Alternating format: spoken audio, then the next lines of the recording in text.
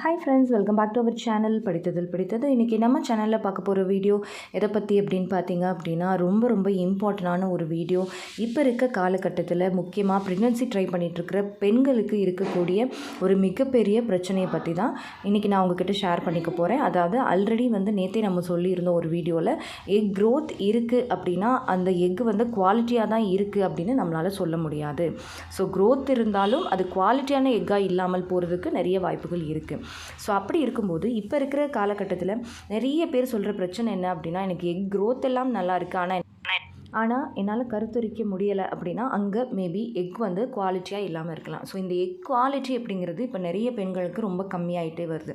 So யாரை பார்த்தாலுமே egg குவாலிட்டியாக இல்லை அப்படின்ற மாதிரி சொல்கிறாங்கன்னு தான் சொல்கிறாங்க. ஸோ இதை என்னென்ன காரணங்களால் இந்த எக் குவாலிட்டி குறையுது அப்படிங்கிறத தெரிஞ்ச விஷயங்கள், அதுக்கப்புறமா இது வரைக்கும் உங்களுக்கு அதை பற்றி சுத்தமாக தெரியாத விஷயங்கள் என்னென்ன அப்படிங்கிறத இப்போ நான் உங்ககிட்ட பிரித்து சொல்ல போகிறேன். ஸோ நீங்கள் அதை பற்றி தெரிஞ்சுக்கணும்னு நினைக்கிறீங்க அப்படின்னா இந்த வீடியோவை ஸ்கிப் பண்ணாமல் கடைசி வரைக்கும் பாருங்கள். அண்ட் வீடியோக்குள்ளே போகிறதுக்கு முன்னாடி இது மாதிரியான உங்களுக்கு எக் குவாலிட்டியை இம்ப்ரூவ் பண்ணுறதுக்கான டிப்ஸ் அண்ட் எக் குவாலிட்டியை இம்ப்ரூவ் பண்ணுறதுக்கான ஃபர்டிலிட்டி டிப்ஸ் இது எல்லாமே நீங்கள் தெரிஞ்சுக்கணும்னு நினைக்கிறீங்க அப்படின்னா நம்ம 60 டேஸுக்கான ஃபர்டிலிட்டி பூஸ்டிங் வெல்னஸ் ப்ரோக்ராமில் நீங்கள் ஜாயின் பண்ணிக்கலாம்.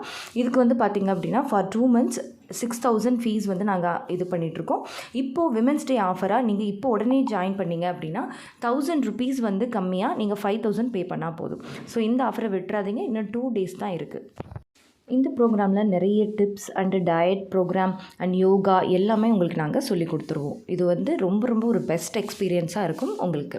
ஓகே ஃப்ரெண்ட்ஸ், இப்போ பார்த்திங்கன்னா நான் ஃபஸ்ட்டே சொன்ன மாதிரி எக் குவாலிட்டி ஃபஸ்ட்டு நம்ம எல்லாருக்குமே மெயினாக தெரிஞ்ச விஷயங்கள் என்னென்ன, எக் குவாலிட்டி குறையிறதுக்கான காரணம் என்ன அப்படின்னு பார்த்திங்கன்னா, ஃபஸ்ட்டு விஷயம் ஏஜ். இது எல்லாருக்குமே தெரியும். ஏஜ் ஆக எல்லாருக்குமே எக் குவாலிட்டி அப்படிங்கிறது குறைஞ்சிக்கிட்டே வரலாம். அதுலேயும் பெண்களுக்கு பொறுத்த வரைக்கும் அந்த மெனோஃபாஸை ரீச் பண்ண ஏஜ், அதாவது 35 above ஆக அவங்களோட எக் குவாலிட்டி குறைய ஆரம்பிக்கும். ஸோ அதுக்கு தான் நாங்கள் உங்களுக்கு அந்த எக் குவாலிட்டியை எப்படி இம்ப்ரூவ் பண்ணுறது அப்படிங்கிற மாதிரியான டயட் ப்ரோக்ராம் கொடுக்குறோம்.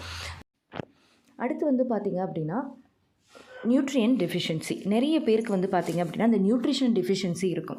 ஒரு கருமுட்டை குவாலிட்டியாக இருக்கணும் அதுக்கு அப்படின்னு பார்த்திங்கன்னா அதுக்கு ஒமேகா 3, விட்டமின் டி, ஃபோலேட், B12ன்னு நிறைய சத்துக்கள் நம்ம உடம்புக்கு தேவை. ஸோ அந்த சத்துக்கள் குறைபாடாக இருந்தாலும் நிறைய பேருக்கு எக்கு குவாலிட்டி கம்மியாக இருக்கலாம்.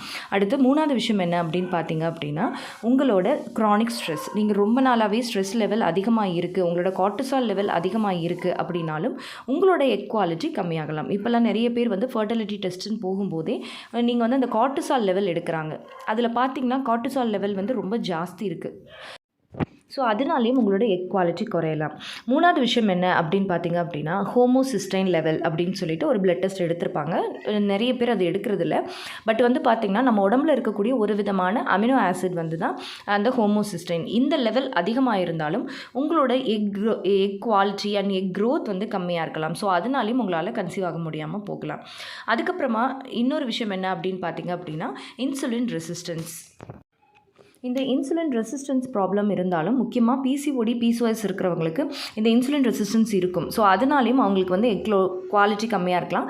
அதே மாதிரி நார்மலாக PCOD, PCOS இல்லைனாலுமே நம்ம நேற்று கூட ரீசெண்டாக ஒரு வீடியோவில் சொல்லியிருந்தோம், இன்சுலின் ரெசிஸ்டன்ஸ் ஒரு மினிமம் லெவலில் இருந்தாலுமே அவங்களுக்கு அது எக் குவாலிட்டியை பாதிக்கும். அதுக்கப்புறமா பார்த்திங்க அப்படின்னா உங்களோட தைராய்டு ப்ராப்ளம்ஸ். உங்களுக்கு தைராய்டு ஹார்மோன்ஸ் ப்ராப்பராக ஃபங்க்ஷன் ஆகலை அப்படின்னா அதனாலையும் உங்களோட எக் க்ரோத் எக் குவாலிட்டி கம்மியாகலாம். நிறைய பேருக்கு ஹைப்போ தைராய்டு இருக்குது. ஸோ அதனால் அவங்களுக்கு எக் குவாலிட்டி கம்மியாக இருக்கலாம். அடுத்து இன்னொரு விஷயம் என்ன அப்படின்னு பார்த்திங்க அப்படின்னா ஒபிசிட்டி, அதாவது ஓவர் வெயிட் இல்லைன்னா அண்டர் வெயிட். இது ரெண்டுமே அவங்களோட எக் குவாலிட்டியை ரொம்பவே பாதிக்கும். அப்புறம் க்ரானிக் இன்ஃப்ளமேஷன்.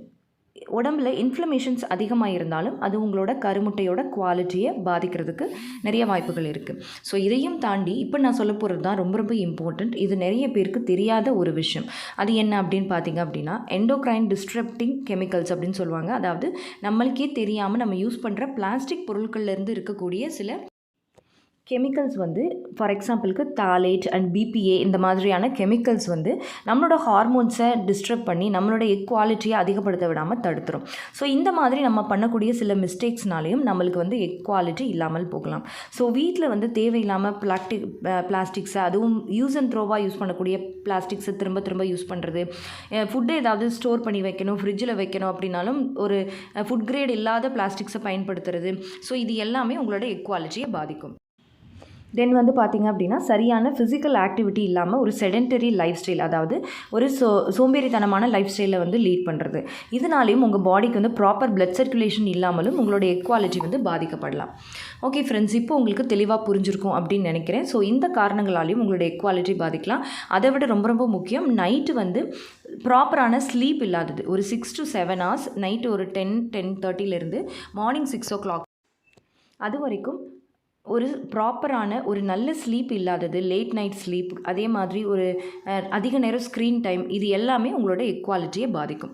ஓகே ஃப்ரெண்ட்ஸ், இப்போ உங்களுக்கு தெளிவாக புரிஞ்சிருக்கும்னு நினைக்கிறேன். இந்த வீடியோ உங்களுக்கு யூஸ்ஃபுல்லாக இருந்திருந்தால் மறக்காமல் லைக் பண்ணுங்கள், கமெண்ட் பண்ணுங்கள். உங்களோட எக் குவாலிட்டியை இம்ப்ரூவ் பண்ணிக்கிறதுக்கு இந்த விஷயங்களில் ஏதாவது ஒன்றை நீங்கள் பண்ணிகிட்டு இருந்தீங்க அப்படின்னா அதை உடனே மாற்றி கரெக்ட் பண்ணிக்கோங்க. நிச்சயமாக உங்களோட எக் குவாலிட்டி இம்ப்ரூவ் ஆகும். அண்ட் நம்ம படித்ததில் பிடித்தது சேனலை மறக்காமல் சப்ஸ்கிரைப் பண்ணிக்கோங்க.